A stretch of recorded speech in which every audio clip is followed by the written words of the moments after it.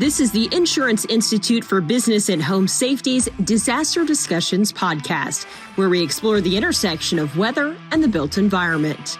I'm your host, Rachel Penton-Gauthier. 2024 marks the third season of Disaster Discussions. We started out the year with some guest hosts, my teammates Christina Gropp and Ian Jemenko. I hosted my first episode back in May on our Rating the States report. It's been a privilege to serve as the host throughout much of this year. This is my first time hosting a podcast, and I'm looking forward to more great conversations in the year ahead. But before we get there, it's time to look back at some of the highlights from 2024, featuring both guests from here at IBHS and some of our external collaborators. First up, our February episode, Research and Operations on a Tornado Damage Survey Together. In this episode, meteorologists and wind engineers head to Bamberg, South Carolina to survey tornado damage after a January severe weather event. Meteorologist and science content producer Christina Gropp sits down with John Quagliarello and Matt Gropp from the Columbian, South Carolina National Weather Service office to explore an example of the operational application of wind engineering during a tornado survey.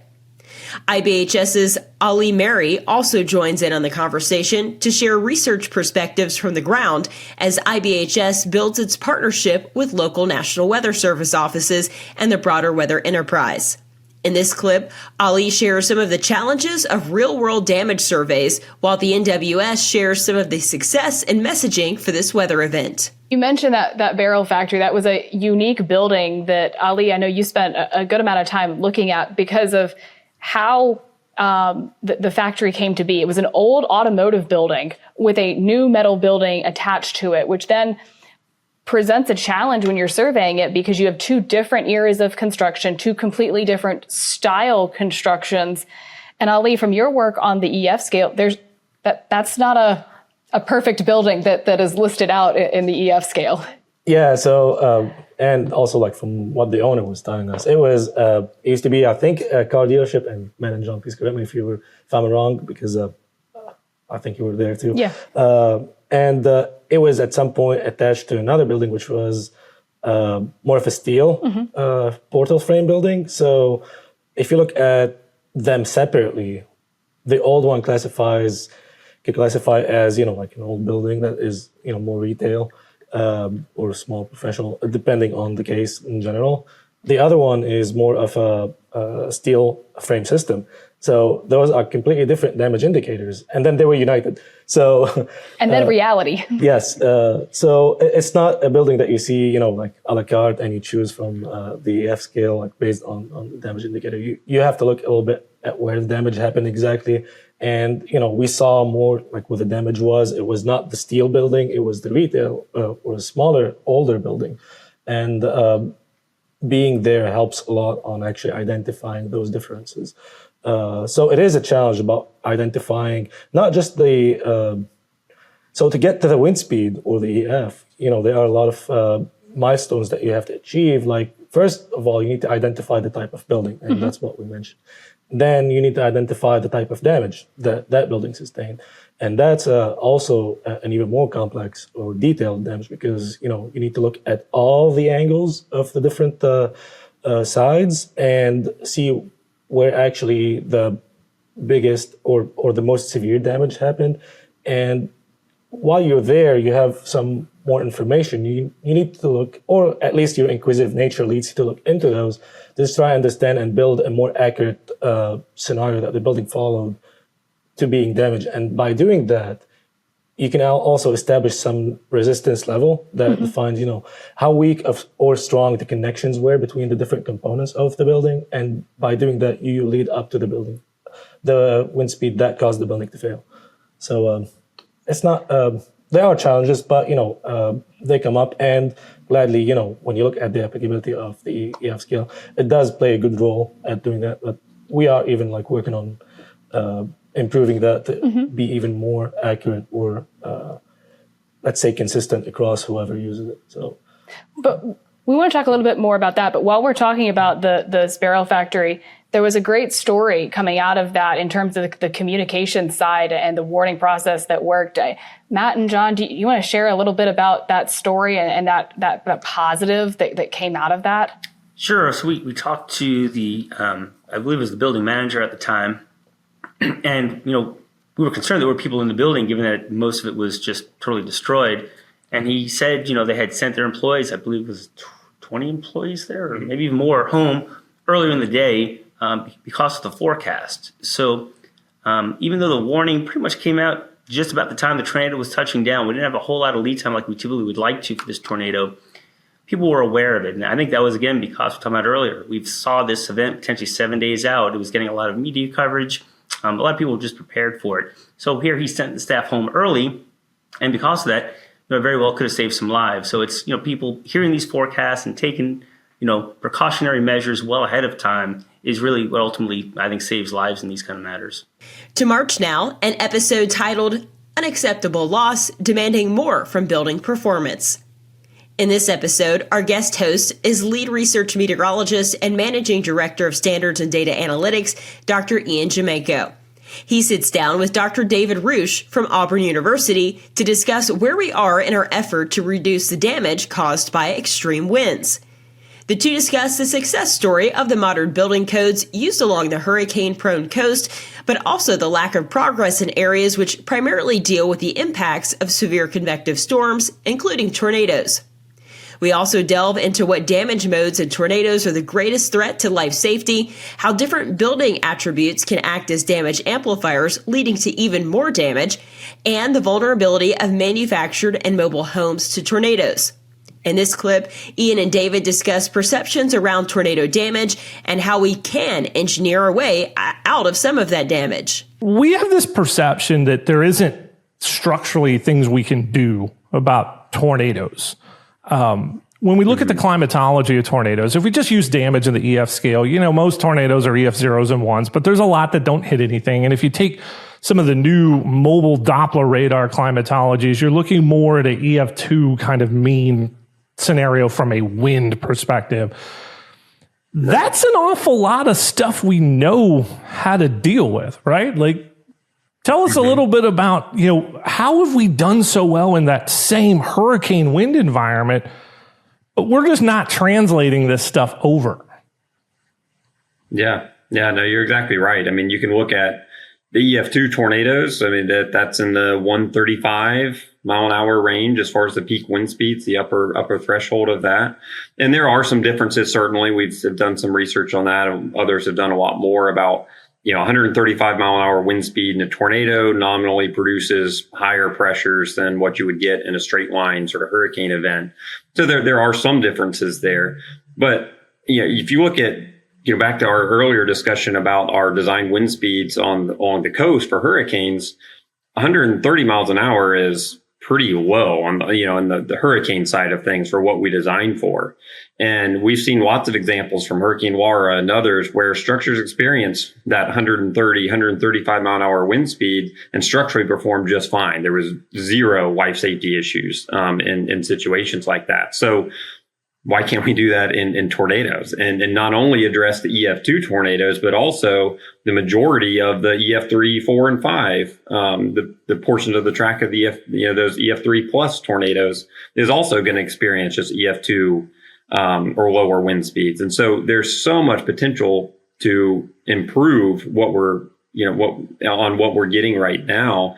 But I think it comes down to a point you made earlier. We have to accept that we can do this. I think there's just this perception out there that still persists that tornadoes are an act of God and they're so random and they're so, the structure doesn't matter. It's going to destroy whatever comes in its path. And I don't know how many times I've heard a comment like that being out in the field, sort of talking with the survivors or talking with, emergency personnel or so on. It's just like, came through and it doesn't matter what you would have had there. It would have blown it down. It's like, no, it shouldn't have. There are things that we can do. And it comes back to that continuous load path and understanding that, especially in a wood frame, stick built home, you can do it, but all those little connections matter. And we've got to understand where those connections are, how the load passes from one to the next, and connect them together. We're not talking about anything that much more expensive than what we're doing now.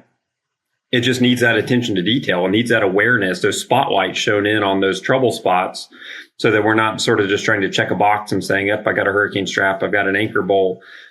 Who cares, and not worrying about, well, what is my garage door like? What is the, what about the stud to the sheathing to the stud connection? And there's all these other connections that haven't gotten as much attention, but are just as critical to maintaining that load path. And if we connect things properly, we should be able to get 130, 135, 140 mile an hour winds and not experience significant structural damage. Yeah, I think people really have this mental view. Tornadoes definitely strike fear far more, I think, than hurricanes. As someone who grew up in South Louisiana, there was less of a fear factor about hurricanes. Even I think about my own family who is terrified of severe weather, tornadoes especially.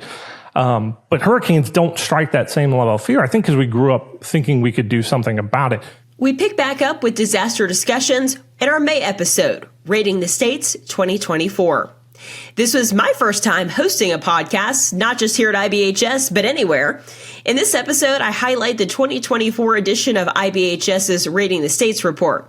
This report is released every 3 years and evaluates the 18 states along the Atlantic and Gulf coasts based on residential building code adoption, enforcement, training, education, and contractor licensing. The guest on this episode, Dr. Ian Jamanko, once again, IBHS Managing Director of Standards and Data Analytics, as well as Dr. Malad Shabanian, IBHS Codes and Standards Engineer. The episode covers the history and mission of Rating the States, the methodology used to calculate state scores, and a deep dive into the results. We highlight several states and what they're doing right to achieve high scores, as well as looking at ways low-scoring states can improve their scores in the next report. In this clip, we discuss the state of Louisiana as the most improved state and the strides they have made to strengthen homes on the coastline of one of the most hurricane-prone states in the country. And I want to quote one of our special guests we had from the Rating the States broadcast this year, Jackie Danikas, Chief Executive Officer of Green Coast Enterprises out of New Orleans. So just to kind of paraphrase what she said during that show, she said, quote, "The more roofs we can fix right now, proactively before the next storm, the better and stronger our response is going to be. The goal is that we can stay in our houses and know we're going to be safe through those storms and know that we're going to be able to continue on with our lives after those storms without having major damage and repairs required to get back to our lives." So as we know, there's been a lot of disruption. I just recently moved here from Louisiana. I was there for those historic storms in 2020 and 2021, back to back. Hurricane Laura, Hurricane Ida, along with several others, major storms for Louisiana, lots of disruption from the coast of Louisiana all the way up, even into central Louisiana, a lot of disruptions. So they did have no tropical activity the last 2 seasons in Louisiana, no landfalls. And last year even, it was a really big deal. It even made some headlines in some of the newspapers in Louisiana. Didn't make it into the cone of uncertainty at all last hurricane season for the first time in a few years, of course. So Louisiana really used that lull to start that grant program to start fortifying those roofs. So, Ian, we do expect to see a different outcome along the Louisiana coast after the next hurricane. And we know that is bound to happen eventually thanks to those fortified roofs. What do we think this is going to do for Louisiana? Yeah, I think Louisiana definitely is in this for the long haul now. They're committed to doing this. They took a lot of the pieces and parts that have been shown to be successful in neighboring Alabama and coastal Alabama and put them to use. Louisiana, if you look back over the history of Rating the States, they've often made these stair-step changes, and some of those came after really the first edition of Rating the States, but that was coming on the heels of really, think back to 2008 and Hurricane Gustav, Hurricane Isaac happened in there. We always say just a Cat 1. Well, Isaac produced damage that in some places that was exceeded what we saw in Katrina due to rainfall and storm surge. So there's those events that drive those stair steps. If you look at a place like Florida, after Hurricane Andrew, they just ripped the Band-Aid off and went after it all at once. Louisiana has made these 2 marked sort of stair steps, and it is the events that are the catalyst, and it's often, though, that window of time after events where everybody can sit down and want to work together to make things like this happen. And I applaud my home state. Rachel, you've lived in Louisiana for a chunk of time, and I grew up in Baton Rouge. For them really deciding that they were going to go the extra mile. We have never seen a state not only put in these code updates to their code system, but they also put in a fortified home grant program almost simultaneously. So they really decided, hey, we got to put a stop to this. And it will only, like everything we talk about, these actions will amplify with time as more and more buildings get constructed to these standards, and that ecosystem really starts to. Again, I said work is magic. It will, and it will for the storms to come. In the month of June, we got Hurricane Ready with Bill Reed. In this episode, Bill Reed, former director of the National Hurricane Center, joins us to talk all things tropics as the Atlantic hurricane season kicks off. Reed reflects on his accomplishments during his time as director of the National Hurricane Center, discusses some of the challenges he faced, and highlights the successes. We also discuss the active hurricane season forecast, changes to the cone of uncertainty in the 2024 season, and how a hurricane expert prepares for hurricane season himself. Reed also discusses his experience installing a fortified roof on his own home in South Texas. In this clip, Bill talks about his highest profile weather briefing and what it's like to be at the helm of the National Hurricane Center during a storm. I'm getting ready to go home. I emptied out my air mattress. I sleep on the floor in my office, and the FEMA guy comes in and says, "I got a request for you to do a briefing for the FEMA administrator and someone else in the morning on the storm." And I said, what am I going to tell them? It's already inland. He said, well, just do your standard briefing and then see if there's any questions. Okay. So blow up the air mattress, get 2 hours sleep, get up. The storm by now is 60 miles inland. I have 5 slides I give the briefing on, and the cameras, they showed you which rooms were on the briefing, and they had only one room was on the briefing, and it was the White House. It had President Bush, the Secretary of the Treasury, and two or three other balding white guys who I didn't know in the room there, and they looked grim. And I asked, the protocol is, Mr. President, do you have any questions? Okay, so I asked that, and he says, yes. How do you think the Houston Ship Channel and the petrochem industry along it fared with this storm? If I hadn't lived there for 15 years and gotten into that part of the problem, I would have had to say, I'll have to get back to you. But the data we had and the contacts we had as it went in there, that they could easily withstand this. The problem they might have is debris and stuff from the storm surge in the ship channel itself. And that's what I told him. And he said, thank you very much. And that was the end of the briefing. Do you remember what happened the following Monday? I don't think I do. That was the start of the financial crash. Oh, wow. I was told afterwards by the guy the FEMA guy that orchestrated that they were concerned that because Gustav had taken some of the capabilities offline in Louisiana, that they only had about a 3-day supply in the East Coast. And if Houston was cut off, easily exceed $10 a gallon gasoline, throw that in on top of the crash. So that's why I always remember. Wow. Yeah, well, nothing like starting off with a bang with your first storm there. Yeah, it was quite a season, actually, the whole season. Yeah, and that's interesting. You bring up an interesting point. I mean, you're the director of the National Hurricane Center. We know about the forecasting and the communication that goes into it, but there's a lot of other factors that you're having to deal with and contend with as a storm is rolling in, economic factors and, talking with the president, kind of talk about that aspect. There's just so many things that are affected when a storm is rolling in. Yeah. And the ability to do that communication is rendered it to where that is my job and a landfall director's job. You're constantly doing high level communication. Now they're able to do social media and their updates now to get it out to more of the public. But there's a lot of people that want information from you. So the challenge, the part of it that I really liked actually was keeping up. Getting briefed by my own forecasters. They're the talent. Find out what they're thinking, what's going on, and keeping that in mind. I'd make a few key notes if it was something I wasn't aware of so that I wouldn't forget it. And that was the routine through every one of the 6-hour cycles of the forecast. On to July's episode now, one hail of a trip, recapping the 2024 hail field study. In this episode, I sit down with IBHS research scientists Dr. Ian Chimenko, Brenna Meisenzahl, and Jake Sorber to recap this year's hail field study that I too had the chance to participate in. We discussed this year's active weather pattern that led to a record number of operating days and the characteristics of some of the storms teams were able to survey. We also discussed the nomadic elements of the trip and the logistics of operating a multi-day scientific operation. Plus, we highlight some of the unique field opportunities teams were able to participate in this year, including cross-sectioning and 3D scanning giant hailstones and assisting with verifying a possible new record hailstone. We also discuss how the data collected on the trip will inform current and future hail research at the IBHS lab.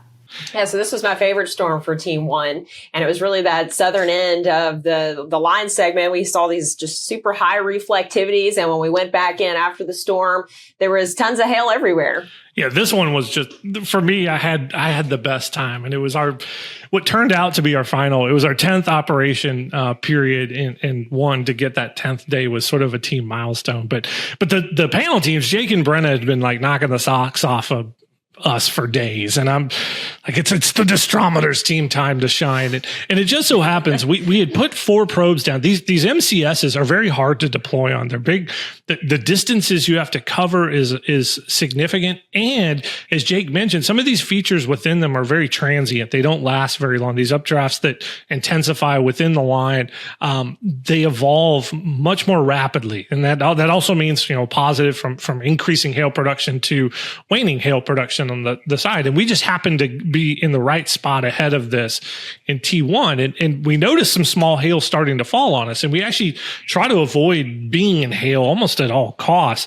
And so we're following what's the evolution of this tail end Charlie updraft. And that's the old storm chaser lingo, is always go for tail end Charlie because the moisture feed, the inflow is sort of uninterrupted.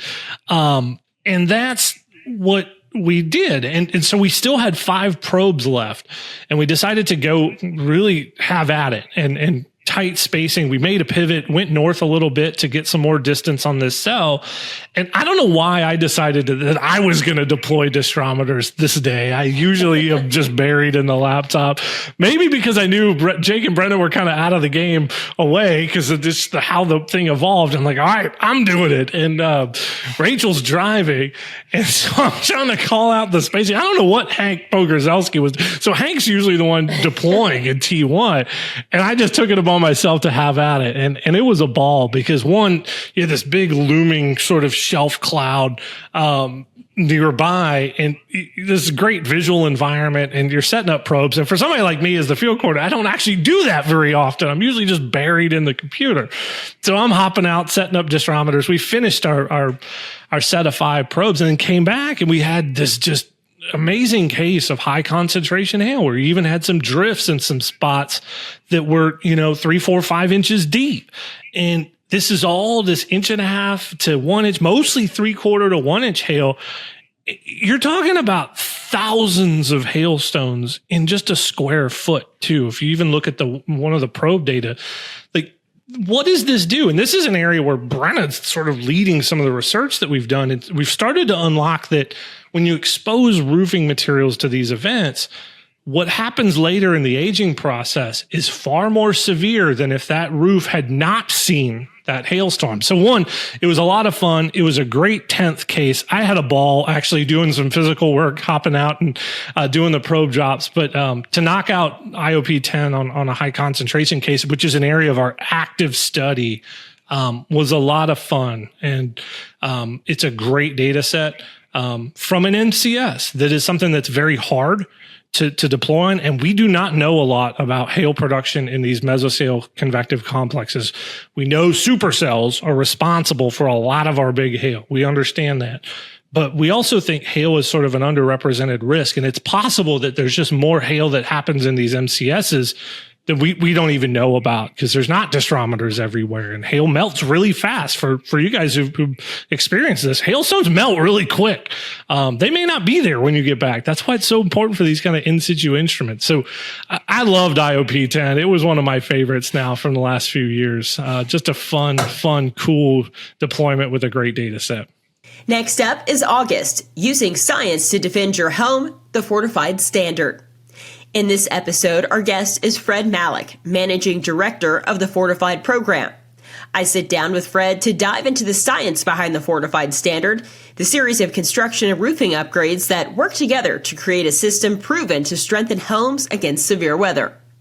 Fred also gives us an in-depth explanation of the construction components that make up the standard, explains how homeowners can participate, outlines the benefits of using the science to protect a home, and talks about current grant programs available for homeowners. We also dive into the research insights that support the Fortified Program based on decades of research by IBHS. Plus, we will reflect on the history of Fortified and look ahead to discuss growth. In this clip, Fred explains how IBHS research led Fortified to focus on the roof as a system. Well, let's dive into some of those elements of Fortified. We have done the research to identify those common weaknesses in homes. We've done the testing. We've had some, you see those amazing videos that come out of IBHS of those homes blowing away. All of that research has gone into developing this standard that is now in place, and homeowners can choose to take advantage of this to help protect their home. So our basic program is Fortify Roof. We'll start with that, and one of those components, 8D ring shank nails, as well as the spacing. So talk about why we use those. Yeah, sure. So let's take a quick step back. And so Fortified for Safer Living, I mentioned, was our original program.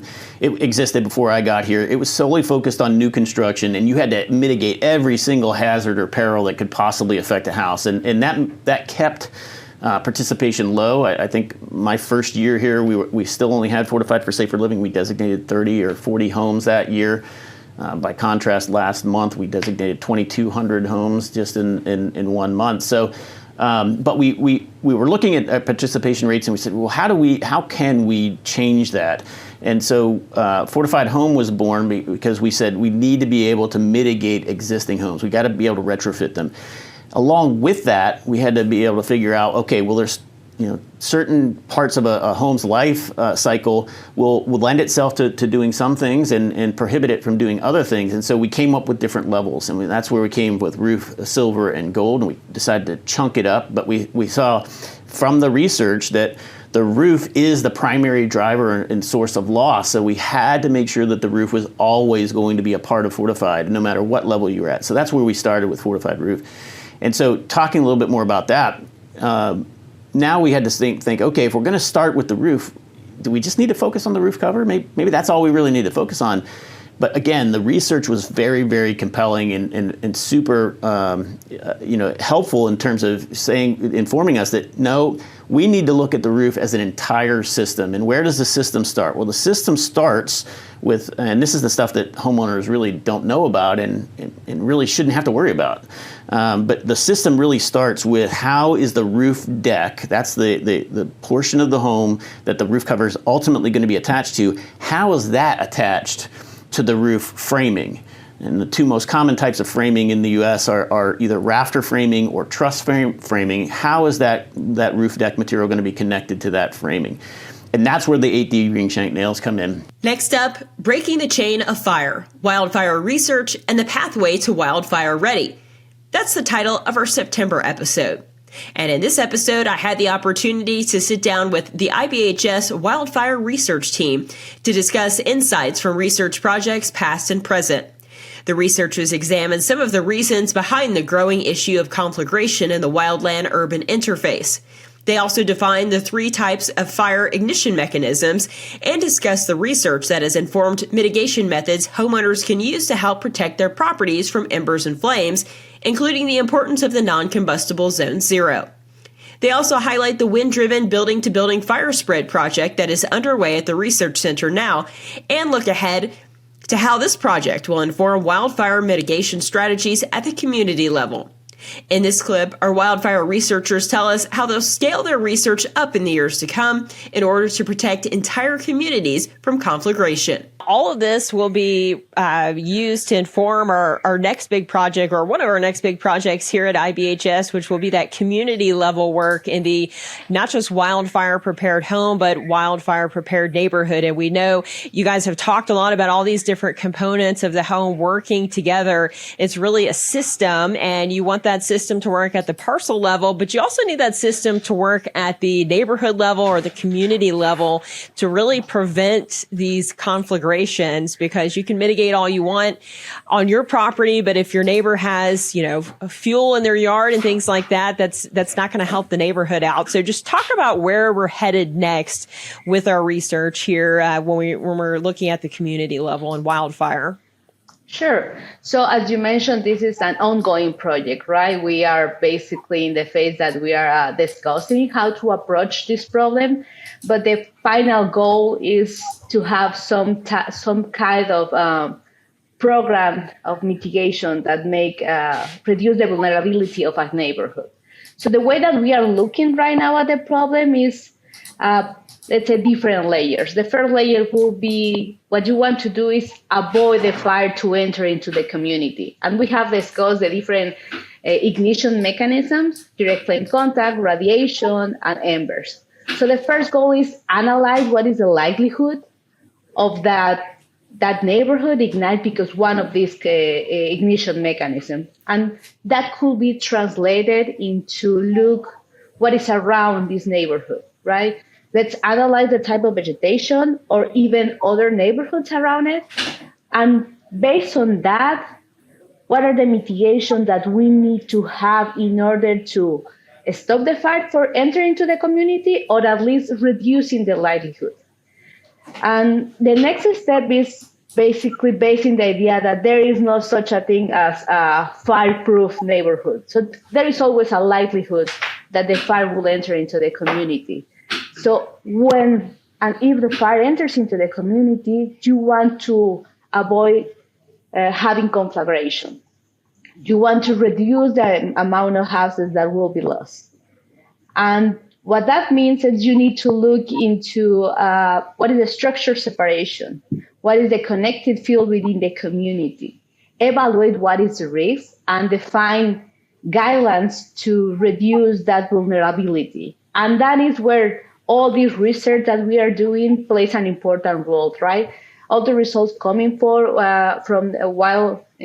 wind-driven building-to-building fire spread, from ornamental vegetation, and from research that other institutions are doing, played an important role here. Faraz, Evan, any thoughts on where we're headed next? Might just echo kind of, what Srini's saying. I think all that we're doing right now is really just hopefully going to come together and help us scale up our knowledge and recommendations or programs that work to create resilient communities and really bend down the risk curve for homeowners and communities and give them some peace of mind around their preparedness for these disasters. Yeah, I would agree with Srini and Evan. We will see wildfires in future. There is no question into that. But there is no need that we see conflagration cases such as what we saw in Lahaina or the Camp Fire.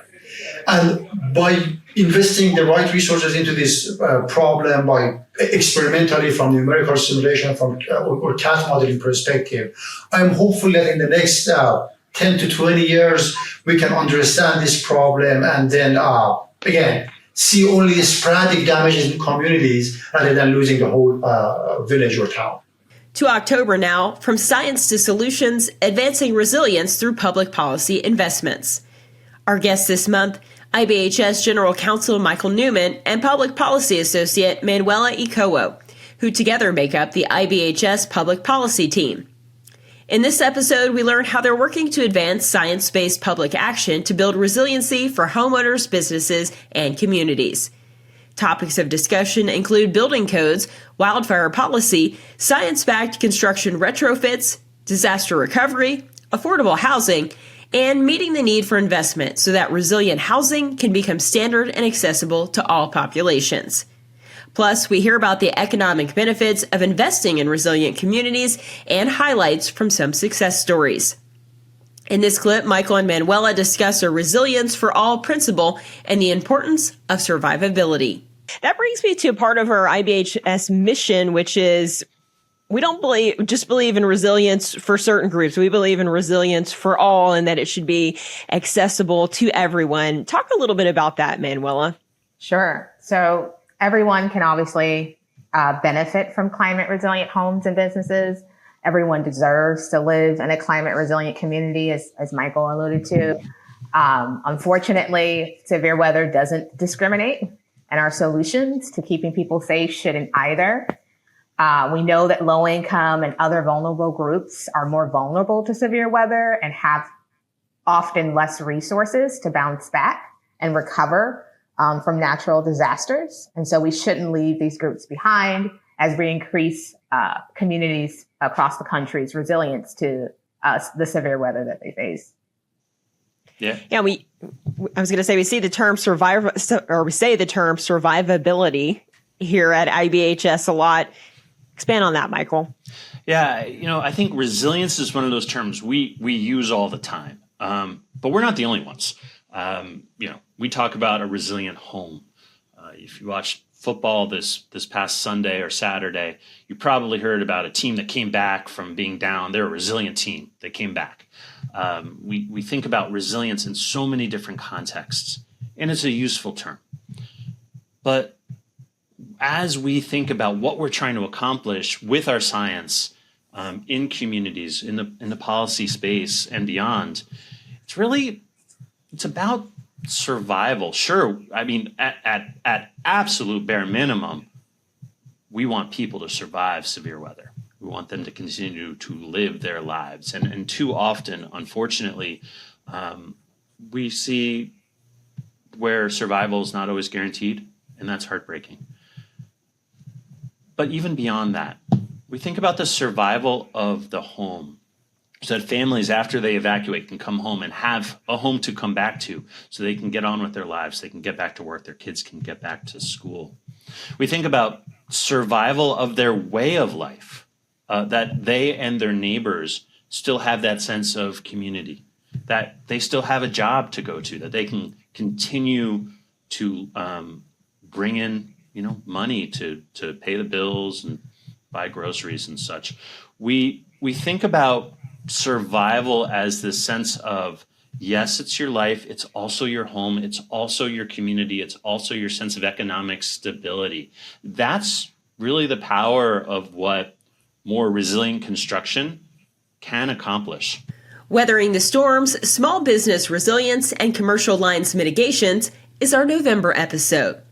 We tried something a little different for this one as we highlight the partnership between IBHS, III, and the U.S. Small Business Administration with an encore presentation of the LinkedIn audio event, Weathering the Storms, Strategies for Small Business Resilience. Then I talk with Chuck Mikolas, IBHS Managing Director of Commercial Lines, to hear more about common vulnerabilities of commercial buildings, as well as our research-backed mitigation methods for resiliency. In this episode, we also help small business owners and commercial property owners better understand how they can better prepare for a range of hazards, including hurricanes, severe thunderstorms, wildfire, and severe winter weather. Plus, we highlight a few proactive mitigation strategies that business owners can use to help ensure business continuity. In this clip, Chuck highlights one of the success stories from the Commercial Lines team. We had a really eye-opening experience during Hurricane Sally. We had just completed our it's the lodge at Gulf State Park, and this is in Gulf Shores, Alabama. It includes 3 hotel towers. It includes conference rooms and restaurants, and it's right on the beach. And Hurricane Sally bared right down on it. And, we're watching this, and I live in Tampa, Florida, and my colleague Chris Trophy does as well. And we were watching it, and we saw on the Weather Channel, they were broadcasting from this location. So we're like, ooh, okay, we're going to be right in the eye of the storm. So when Weather Channel broadcasts there, there's probably going to be some action. So sure enough, Hurricane Sally made a direct beeline, went right over this location. And the facilities manager was interviewed by the Weather Channel, and he used a phrase that has resonated for ever since, and that was that facility served as a beacon of hope for the community. During the storm, they stayed open. They continued to serve the food and the restaurants. Oh, wow. They actually housed the staff in the local area during and after the storm because they did not have a place to live. So they came and stayed there. They didn't miss a beat. They had minimal damage. They kept operating, and it was just a really great success story that just kind of came right out the gate. So it was really, really rewarding for, I think, the entire IBHS staff to see our contribution, for others. And I mean, that's our mission. We're here to reduce suffering from these types of losses, and it really came through. Yeah, that's an awesome story. I think it speaks volumes that they had the confidence to stay in place during the storm. Yes, yeah. Yeah, awesome. I love to hear those stories of success. And imagine if all the buildings in Gulf Shores, Alabama, were built to the fortified standard, it would be back to business. Yes. And finally, our December episode, The Art of Communicating Science, Messaging Hurricane Helene.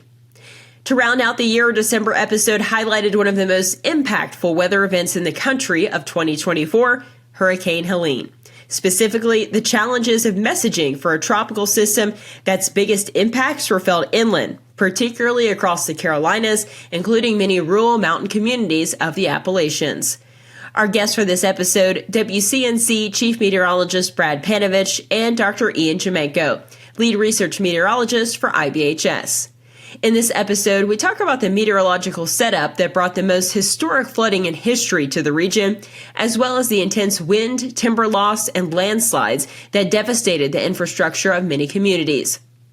We also focus on how to effectively communicate impacts from extreme weather events like this one, especially as our climate continues changing.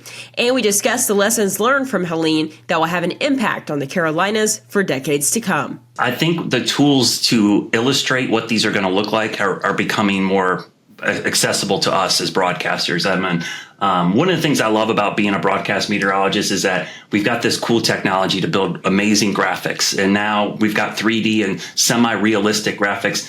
We can show people what this is going to look like to a certain degree. Call it CGI or Hollywood or AI, but I think that's something we can actually leverage so people can imagine. You mentioned Harvey, and the interesting thing about Harvey, I remember that because, 50, 60 inches of rain, people think it's like snow. They just think that 56 inches of water but that's not. It runs off, and that ends up being feet and feet of water. And so that's really hard to describe because, even for Helene, you say 30 inches of rain. Well, what does 30 inches of rain mean? Well, over a terrain like the Western North Carolina, that's horrible because that's all running off into the valleys and the gullies. So I think some of the technology we have can make it easier. But we also now have these lessons. Like, trust me, we're not going to have to warn people in the mountains again about our tropical system for the next generation or two because they all have this memory of Helene. But what we can do is for folks that don't live in Western North Carolina, we can use this as an illustration like, hey, remember what Helene did to Western North Carolina? If this storm is heading to, say, the Northeast, we get a storm in the Northeast, or it's heading towards Texas or another part of the country, we can say, hey, look, this is an example of what this can do. And so I think we should take these lessons from the storms that have happened recently and use them to explain future systems. But the problem is there's always going to be a first system, like the worst ever for some folks hasn't happened yet. And so I think that's something you got to keep reminding the public, like, hey, I know you've lived here 40 years, 60 years, 70 years.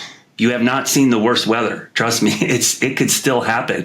You haven't been here long enough to see this. And so I think that's something that we got to illustrate to people, that your personal experience may not be a good gauge of how bad something could be. Right. And I want to bring up another point. One thing I saw this event described as in the media a lot afterwards was, that the mountains of the Carolinas were supposed to be the climate refuge, or whatever climate refuge is. How do we communicate that? Because as we all know, these days, there is no such thing as a climate refuge. Yeah. I mean, you saw Asheville was like always highlighted as this like because they have this perfect weather. It doesn't rain too much. It's not too cold, not too hot. But it goes to show you, nowhere is really safe from extreme weather. I think that the thing that we have to remember, especially in the Southeast, is our biggest influence on our weather are those mountains and the Atlantic Ocean and the Gulf of Mexico. Our proximity is part of the reason I live here, that I love living here, but it's also the reason we get such crazy weather. And I think people think that beach or that coast or that ocean is really far away. It really isn't in an atmospheric standpoint. And you take that much moisture and push it into the western part of North Carolina, you're going to get these huge, huge rainfall events. So, yeah, I think we got to be careful with those. Like, they're safe places to live, and because everybody has their severe weather, right? You've lived in different places. I have. There's different types of severe weather. If you live out west, it's wildfires or it's flash flooding or mudslides.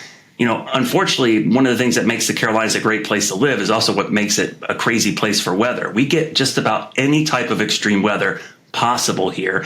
And I enjoy it as a meteorologist, but it makes it very difficult as a homeowner or a business owner, because this means you have multiple threats or hazards you're going to have to deal with. This has been Disaster Discussions, Weather, Research, and Resilience 2024 Disaster Discussions Recap. Join us next month for another episode wherever you get your podcasts. Thanks for listening to the Disaster Discussions podcast. Join us next month for a new episode. For more on IBHS's ongoing research efforts, visit IBHS.org.